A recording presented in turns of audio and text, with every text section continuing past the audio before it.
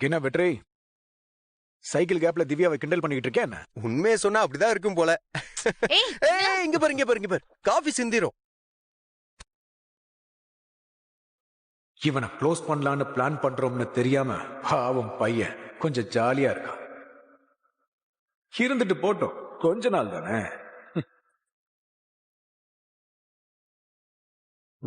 திவ்யா ஆ. எடுத்துக்கோமா. Thanks aunty.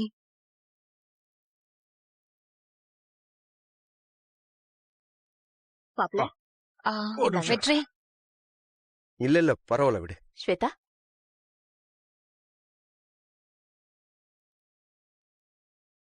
என்னத்த மறுபடியும் கோயில் பூஜை விரதம் ஆரம்பிச்சிட்டீங்களா? உடம்ப பாத்துக்குங்க. ஆமாமா, லாஸ்ட் டைமே பிபி சுகர்லாம் ஏறி கஷ்டப்பட்டீங்க, ஞாபகம் வச்சுக்கோங்க. அது அப்போ, இது இப்போ. மனசு சந்தோஷமா இருந்தா தெம்பும் தானா வந்துரும். எந்த வியாதியும் கிட்ட கூட நெருங்காது. மா, நீங்க கொஞ்ச நாளாவே ஒரு மார்க்கமா தான் இருக்கீங்க. நம்ம ஜோசியர்கிட்ட கல்யாண விஷயமா சொன்னேன். ஏற்கனவே அவர் மாப்பிள்ளை ஜாதகத்தை பார்த்துட்டு அவருக்கு கொஞ்சம் நேரம் சரியில்லைன்னு சொன்னார்ல. அதுக்கு பரிகாரமா வெளியூர்ல இருக்கிற 7 தோஷ நிவர்த்தி ஸ்தலங்களுக்கு போயிட்டு என்னென்னலாம் செய்யணும்னு லிஸ்ட் எழுதி கொடுக்கறதா சொன்னாரு. நாம இந்த வார கடைசியில கிளம்பணும். என்னம்மா திடீர்னு? நீங்க சொல்றதெல்லாம் பார்த்தா 4-5 நாள் ஆகும் போலயே.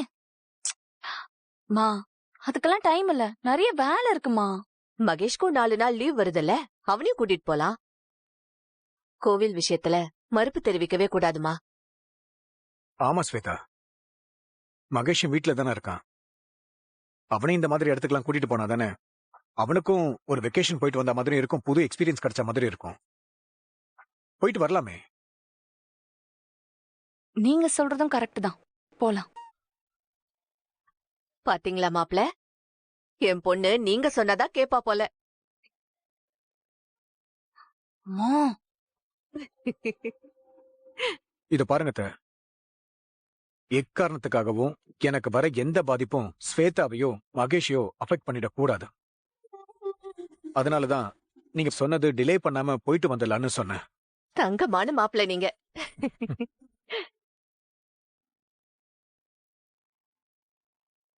திவ்யா, நீ எங்க கூட வரல? வெற்றி, நீயும் தான்.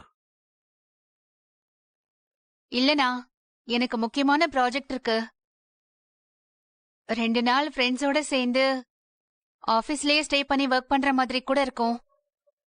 உங்க கல்யாணம் முடியட்டும், அப்புறம் ஜாலியா ட்ரிப் போலாம். வெற்றி, நீ என்ன யோசிச்சுக்கிட்டு இருக்க? இல்ல கர்ணா, நான் வரல. ஆர்பர் பிரான்ச்னு இப்பெல்லாம் நிறைய பஞ்சாயத்து வருது. நான் இருந்தாதான் சரியா வரும். அதான் மகேஷ் வர்றான்ல, போயிட்டு வாங்க. சரி. அத்தை, நீங்க பிளான் பண்ணுங்க, நம்ம சேர்ந்து போயிட்டு வந்துடலாம். சரிங்க மாப்ள, சரி. சரி.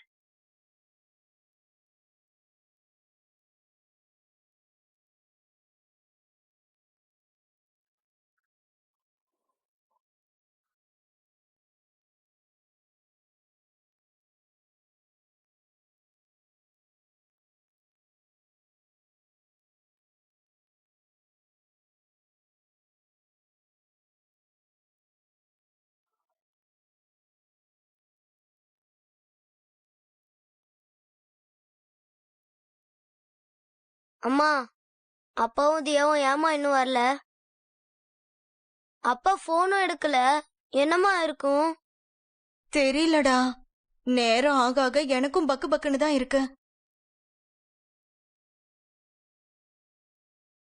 அம்மா வந்துட்டாங்க. என்னங்க, போன் அடிச்சா கூட எடுக்கவே மாட்டேங்கிறீங்க. என்னவோ ஏதோன்னு பயந்துட்டோம். ஹாஸ்பிட்டல்ல ரொம்ப கூட்டமா இருந்தது சரளா. டாக்டர் கிட்ட காட்டிட்டு கிளம்புறதுக்கே லேட் ஆயிடுச்சு. தருண் போன் பண்ணும்போது நாங்க கிட்ட வந்துட்டோம். அதான் நேர்லயே வந்து வீட்லயே பேசிடலாமேன்னு எடுக்கல.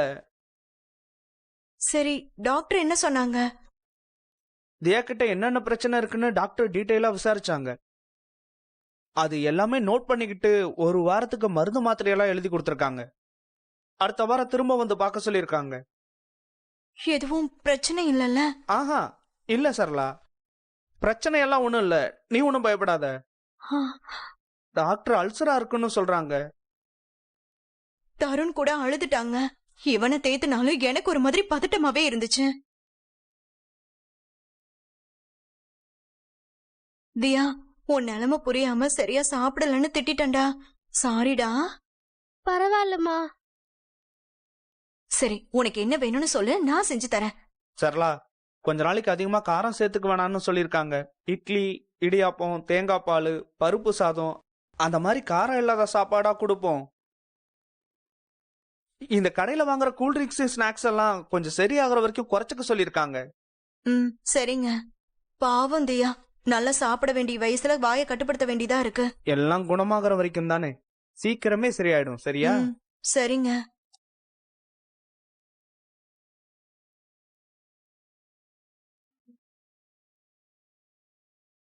ஒண்ணும் இல்ல.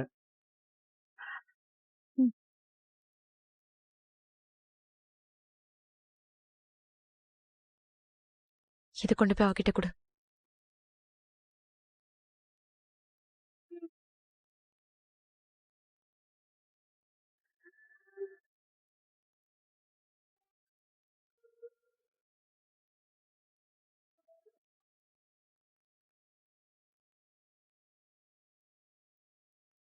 ஆ, எடுத்துக்கம்மா.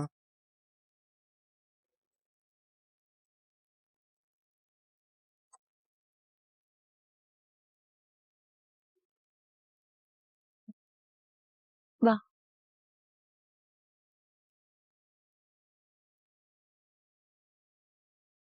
கடவுளே, தியாவை சீக்கிரம் சரி பண்ணிடுங்க. அவ அழுதது மனசு கேட்கவே இல்லை.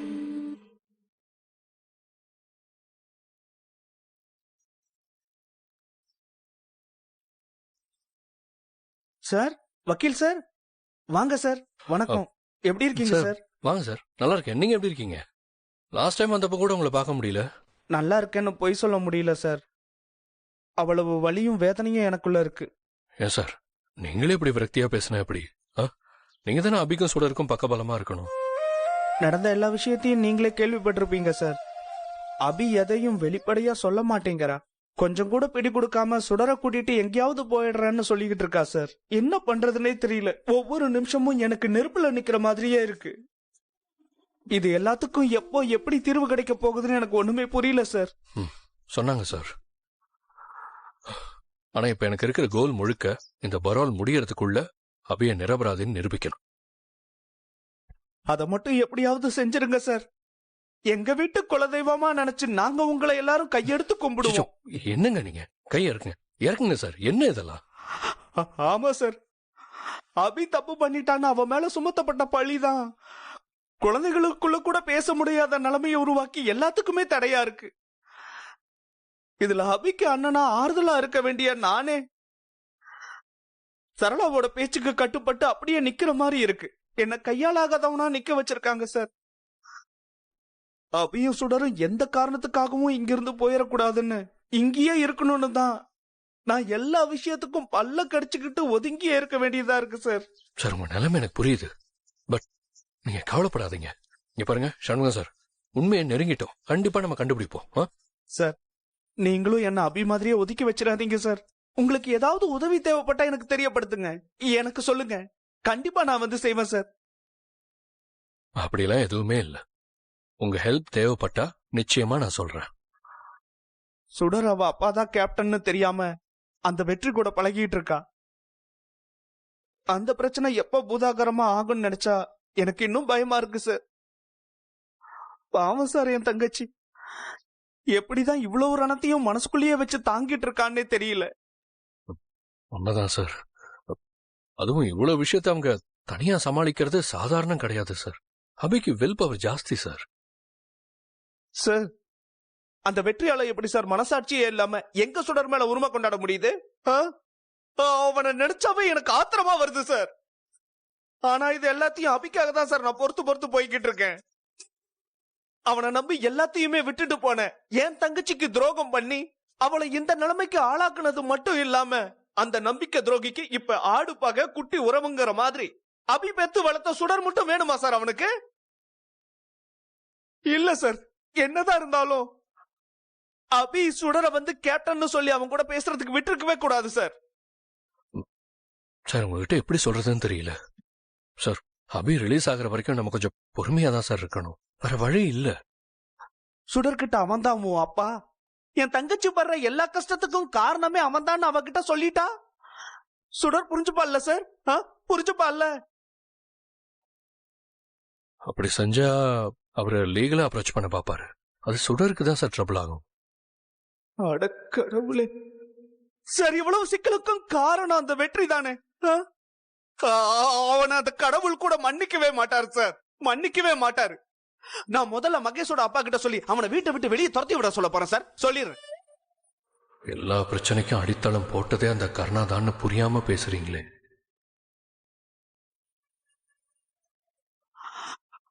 ஐயோ பாருங்க சார், நான் வேற உங்களை நிக்க வச்ச புலம்பிக்கிட்டு இருக்கேன். உள்ள வாங்க சார், வாங்க. இருக்கட்டும் சார். இந்த பாருங்க, நீங்க எதுவும் வரி பண்ணாதீங்க. நல்லது மட்டுமே நடக்கும்னு நம்புங்க. சரி, வரேன் சார்.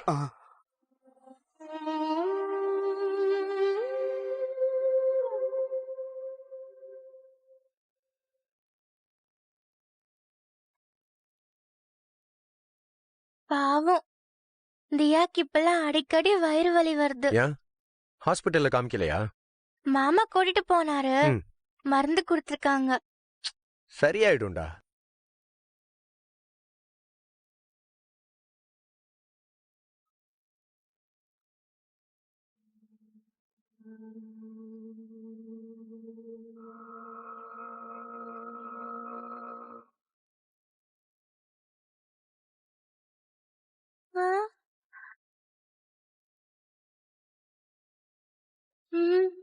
இவர் எங்கேயோ பாத்துக்கோமே.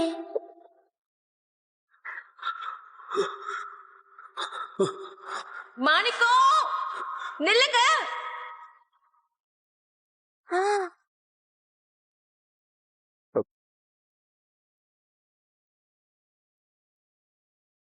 ஏய் சுடர், என்னாச்சு? ஏன் இங்கே நிக்கிற? அவர அம்மா ஒரு நாள் துரத்திட்டு வந்தாங்க. யார?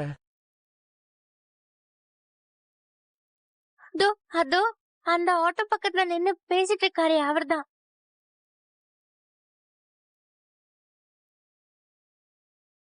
மாணிக்கமா?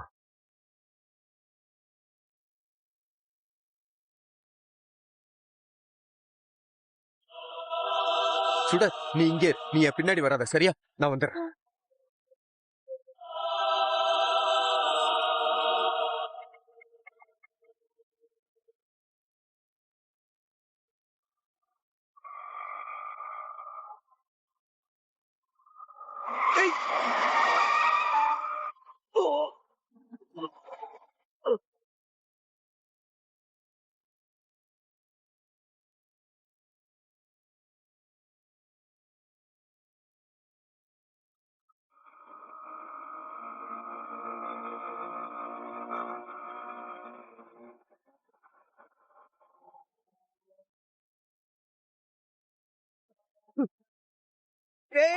கேப்டன்,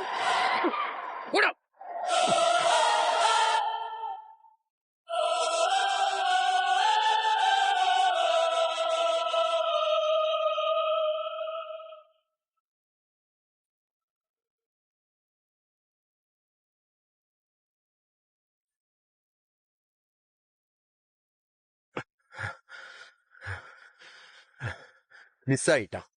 அவர் உங்களுக்கு தெரியுமா கேப்டன்? தெரியும். சரி, உன்னோட அம்மா எதுக்கு அவரை துரத்தி இருக்காங்க? அவரை கண்டுபிடிச்சா அம்மா ஜெயில இருந்து வெளியே வர முடியும்னு வக்கீல் சார் கிட்ட கூட சொல்லிட்டு இருந்தாங்க கேப்டன். அவரை கண்டுபிடிச்சா உங்க அம்மா ரிலீஸ் ஆக முடியுமா? ஆமா கேப்டன். அவர் எப்படியாவது தேடி கண்டுபிடிங்க கேப்டன், ப்ளீஸ். கர்ணாவை மாணிக்கம் பிளாக்மெயில் பண்றான். அபி மாணிக்கத்தை துரத்திக்கிட்டு போயிருக்கா. அவனை கண்டுபிடிச்சா அபிக்கு என்ன ஆதாயம் கிடைக்கும்? அப்படின்னா மாணிக்கம் பார்வதி அக்காவோட கொலையில எந்த விதத்திலயாவது சம்பந்தப்பட்டிருப்பானா? இல்ல அவங்க கொலைய பத்தின ஏதாவது விஷயம் மாணிக்கத்துக்கு தெரிஞ்சிருக்குமா? கேப்டன், கேப்டன், பாவம் அம்மு பரோல் முடிஞ்சு திருப்பியும் ஜெயிலுக்கு போவாங்களோன்னு எனக்கு பயமா இருக்கு. இல்லடா, போக மாட்டாங்க. கண்டிப்பா உன் கூடவே தான் இருப்பாங்க. நிஜமாவா கேப்டன்? ஆமாண்டா. சரி வா போலாம். ம்.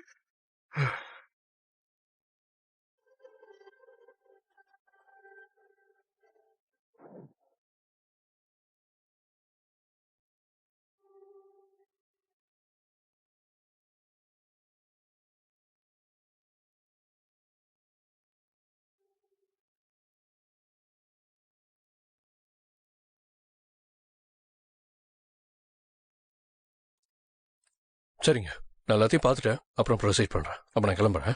இல்ல பிரபாகரன், ஒரு 5 மினிட்ஸ் வெயிட் பண்றீங்களா? என்னோட கிளைண்டோட சன், அவரும் ஒரு லாயர் தான். அவர் ஏற்கனவே ஒரு லாயர் கிட்ட ஜூனியரா பிராக்டிஸ் பண்ணிட்டு இருக்கேன்னாரு. அவருக்கு என்னமோ அங்க பெரிய சாட்டிஸ்பாக்சன் இல்லையா. அப்பதான் உங்களை பத்தி நான் சொல்லிக்கிட்டு இருந்தேன். உடனே வந்து உங்களை மீட் பண்றேன்னாரு. நீங்க வந்திருக்கீங்கன்னு சொன்ன அவர் இன்னும் கொஞ்ச நேரத்துல இங்க வந்துருவாரு. ஓ, அப்படியா? ஏற்கனவே என்கிட்ட நிறைய ஜூனியர்ஸ் இருக்காங்க. That's okay. நீங்க சொல்லிருக்கீங்கல்ல, கண்டிப்பா மீட் பண்ணிட்டு போறேன். உங்களுக்கு நிறைய ஃபேன்ஸ் எல்லாம் இருக்காங்க போலயே. ஏன்?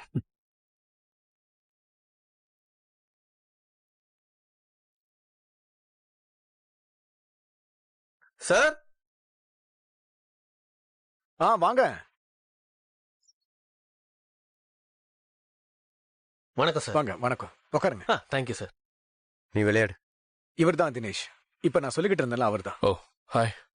நான் பிரபாகரன். சார் தெரியும் சார். உங்க மேல இம்ப்ரெஸ் ஆகிதான் உங்களை மீட் பண்ணி ஆகணும்னு வந்தேன். ஓ, உங்க ஆபீஸ்க்கு கால் பண்ணா உங்க ஜூனியர்ஸ் பிஸின்னு சொல்லுவாங்க சார். ஓஹோ, ஏங்க, நான் அவ்வளவு பெரிய ஆள்லாம் இல்லைங்க.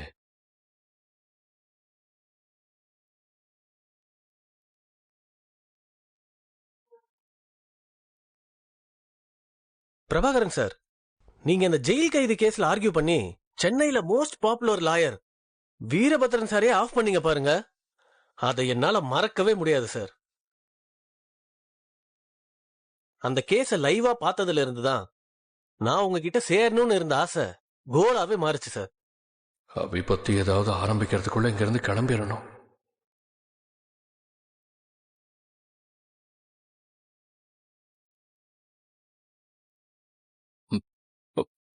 ஓகே தினேஷ், நீங்க ஆபீஸ்க்கு வாங்க.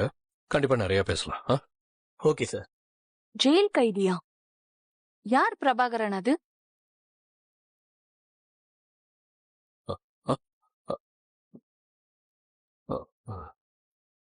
அது அது அது ஒரு பெரிய கேஸுங்க. அந்த டீடைல்ஸ் நான் அப்புறம் சொல்றேன் உங்களுக்கு. மேடம், உங்களுக்கு தெரியாதா? அது ஒரு murder case madam. If I am not wrong, Abhinaya அவங்க பேரு.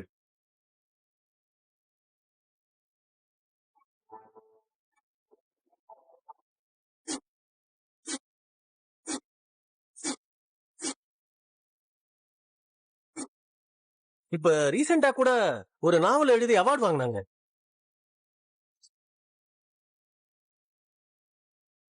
அவங்க கேஸ்ல தான் சார் கோர்ட்ல ஆஜராகி அமேசிங்கா பாயிண்ட் பிரசன்ட் பண்ணி ஜட்ஜையே பயங்கரமா இம்ப்ரெஸ் பண்ணி அவங்களுக்கு பரோல் வாங்கி கொடுத்தாரு.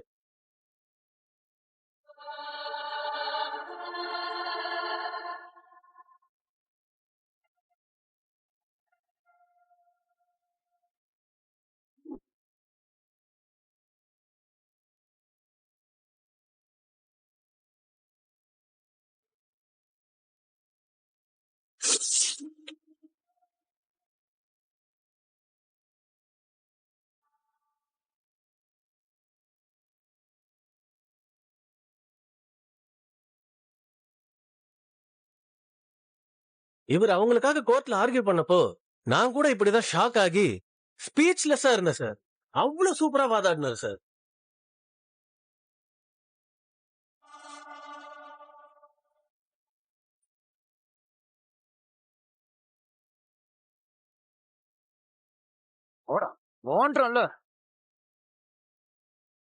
ஓடா வெளில.